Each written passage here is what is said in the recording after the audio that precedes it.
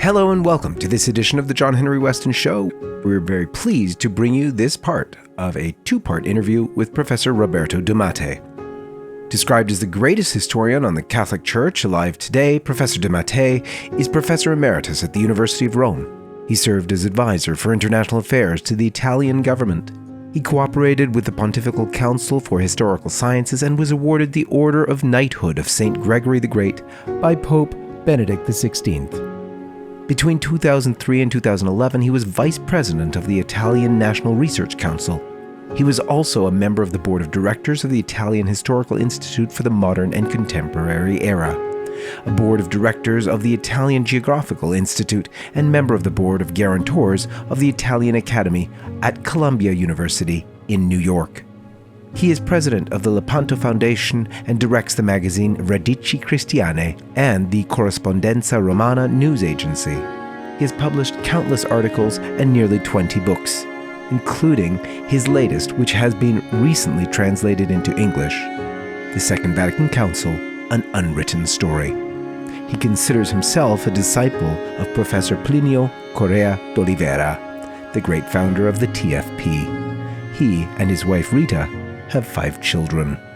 Without further ado, our interview with Professor de Mattei.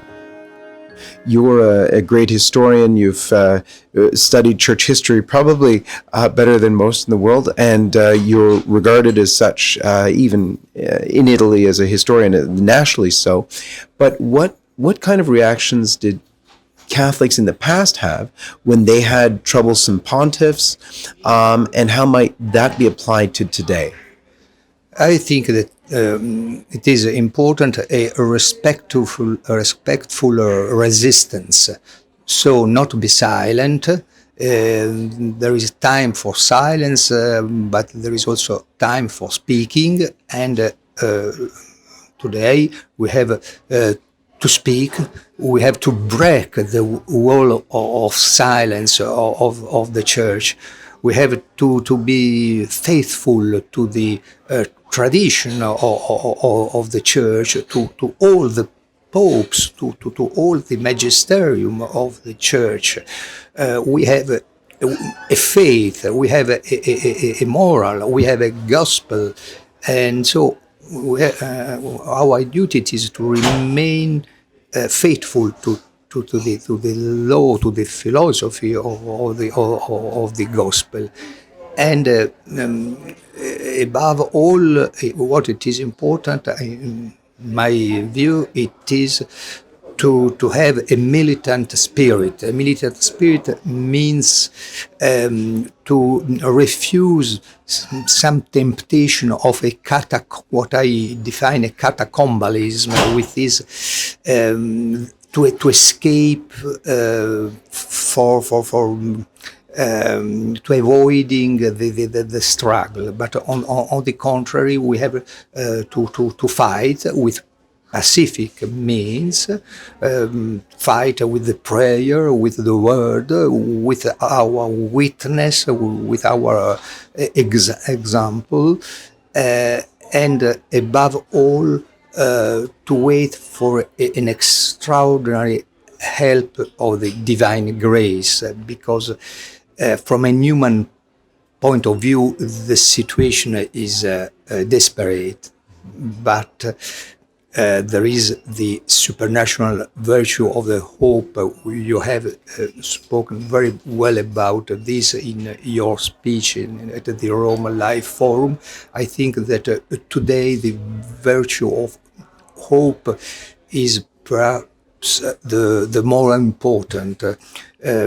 For having hope, it is necessary to have before the faith, because the faith is the fundament of our hope. So, faith more hope means confidence. We have to trust in this help of the heaven for all the faithful who in this so difficult situation continue to be faithful, to fight, to witness the gospel. One of the different witnesses that you were involved in organizing, and others as well, the Asias Ordinata. Can you explain about that? What was it, and what does it signify? The 19th of February of this year, before the meeting of the president of the Bishops' Conference in Rome, we organized in the center of Rome, Piazza San Silvestro, a militant meeting. 100 laymen in the square. For more than 1 hour, where they stand up in silence, praying the rosary and reading some religious, meaningful books,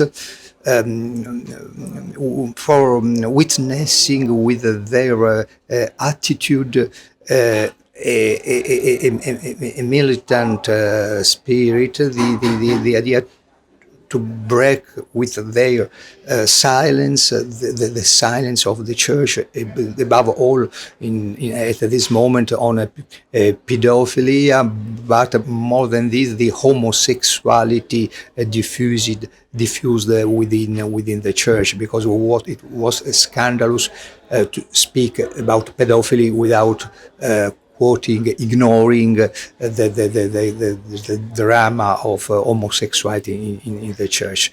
This manifestation had a very strong impact. It was a symbolic act. I'm convinced that today it is very necessary, of course, to publish documents, write books, articles. A cultural presence, but it is also important a symbolic presence addressed to God before then to the public opinion. And from this point of view, we are organizing a next Acces Ordinata. Acces Ordinata means it is a traditionally attribute of the Blessed Virgin. It is an army ordered in a battle. So a next Acces Ordinata for witnessing the presence of a resistance of many Catholic, of a worldwide resistance of Catholics. And I think that Rome, it is the best place where give this witness. Mm-hmm. These kinds of symbolic gestures, these symbols, they really do confront a symbolic kind of a war that we're receiving from those in the church that are proposing the other side. A lot of what we talked about before about Pope Francis's actions are symbolic rather than, change in doctrine per se or anything like that. But, those are symbolic things. Now, from a historical perspective, is there precedent for that kind of war of symbolism, if you will? Yes, I think that all the history of the church has made by historical acts. For example, we remember the revolution of Luther, the Protestant Revolution, because Luther put his thesis on the Church of Wittenberg, in November 1517. It was a symbolic act. Or when the Pope Boniface VIII was outraged in Anagni by an emissary of the King of France. We can quote many symbolic acts committed against the Church, or also act good acts, because all of the martyrs, with their martyrdom, they give a witness, a symbolic witness. But what is the difference? Because between the good Catholic symbolism and the bad diabolical symbolism, it is that our symbolic art are addressed to God. So our acts which want to connect, to link the earth and the heaven, and it is so the symbolic art is like a prayer which links the heaven and the earth. On the contrary, the symbolic acts of our adversaries are addressed to the man, and it is, and in the mediatic era, the importance for our adversaries of the or mediatic. I would like to speak of mediatic act for our adversaries is very important. But the mediatic era gives us a very strong opportunity for opposing strong symbolic act which have a mediatic impact to the mediatic gestures of our adversaries. And I think that we have to confront with during the pontificate of Pope Francis. I think that this confrontation could be very important and useful. And what kind of appeal to heaven do we need to make? What would you suggest? We are entering an era of real demonic powers. Obviously, it's what, you know, where have you gone in your appeal? What was the first Asias Ordinata? What was the appeal to heaven in that one? I think that today, as always, the struggle is between two armies. One army is headed by Our Lady, by the Blessed Virgin. The other by Lucifer, the head of the diabolical legions. The Blessed Virgin wins always, because the devil is an instrument of God. So we have not to put on the same level the two armies. One army always wins, and the other has already lost for the beginning of the time. Anyway, I think that as Saint Louis de Grignon de Montfort says in his treaty of the true devotion, this struggle, it is the perhaps the characterizes above all our times, which are the last times, not in the sense that we are necessarily at the eve or the end of the world, but last times in the sense that are very strong time where the last decision, the more important decision of the history will be taken. And in this struggle, I think that it is very important, not only the role, of course, of Our Lady, but also the role of the angels. because the angels are the instruments of the divine providence for governing things in all, not only all the physical things in the earth, but also for helping the faithful, for punishing the enemies of the church. All the history of the church has the presence of the angels. For example, in the Crusades was very important, the presence of the angels near to the Crusaders. And also in the message of Fatima is characterized since the beginning by the presence of the angels. From the beginning, they announce the angel who preceded the Blessed Virgin until the angel of the third secret. So I think that it is very important today to pray the angel. Beautiful. And so, any final thoughts, just with regard to where the church is right now, how we are to comprehend the Holy Father and still hold him as the Holy Father when it seems so crazy in the church? Yeah. So how are we to comprehend the situation in the church? It seems, how should we regard the Holy Father as the Pope still, while all of this is going on? Yes. He seems to be the author of so much of the confusion in the church.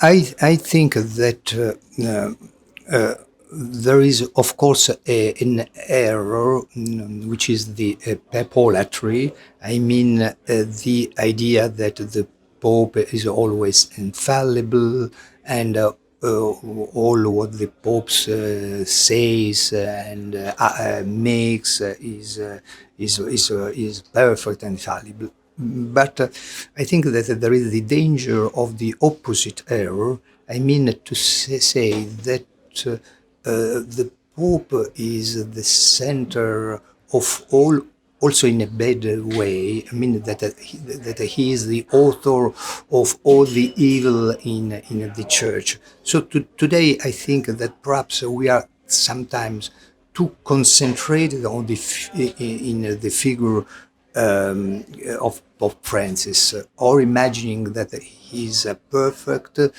or imagining that he is the Antichrist. I think that imagine, for example, that tomorrow there is no more Pope Francis because he dies or resigns, or I don't know how can he be out of the scene. But the Christ of the Church that will be always present, for the reason that we spoke at the beginning. I mean that it is a crisis with roots in the Second Vatican Council, and before this in the modernism of the beginning of the 20th century. So I think that it is not really so important to think that the eliminating the Pope Francis, all will be in a good way. So what, in terms of getting back to order, because I presume Yes. that we're headed back to order. Yes. Our Lady, it says in Fatima, we learned that in the end her Immaculate Heart will triumph. So we're expecting that triumph. What do you see as even some steps along that road to eventual restoration?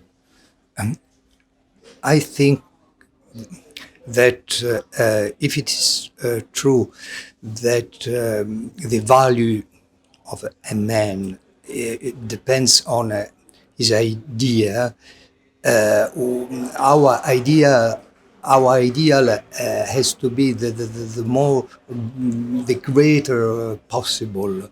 And our goal has to be the restoration of the Christian order in his total integrity, without exceptions and without compromise. The Catholic civilization, more perfect than in the Middle Age.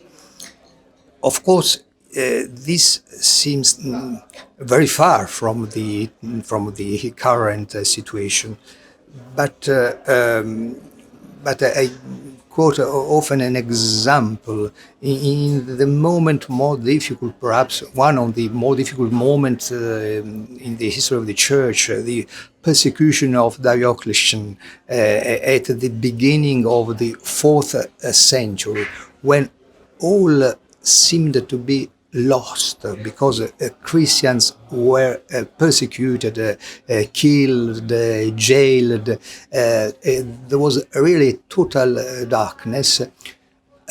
Who could imagine at that time that only 5, 6, 7 years after, with the Emperor Constantine, with the victory of the Milvian Bridge, Saxa Rubra, the history had a complete change, and the Constantinian era opened a new period in the history with the beginning of the Christianity. So I think that towards the future, we have to be very confident and to trust not in our forces, but in our weakness and in the force of God, who can change very rapidly, in a very rapid way, all the situation. The deepness of the crisis is for me an element of hope, because the situation is so terrible that the moment of a restoration, of the renaissance of the Church, cannot be so far. I hope so, and I fight for this. Beautiful. On that note, we're going to leave you from Rome with Professor de Mattei. May God bless you, and I hope you enjoyed this edition of the John Henry Westen Show.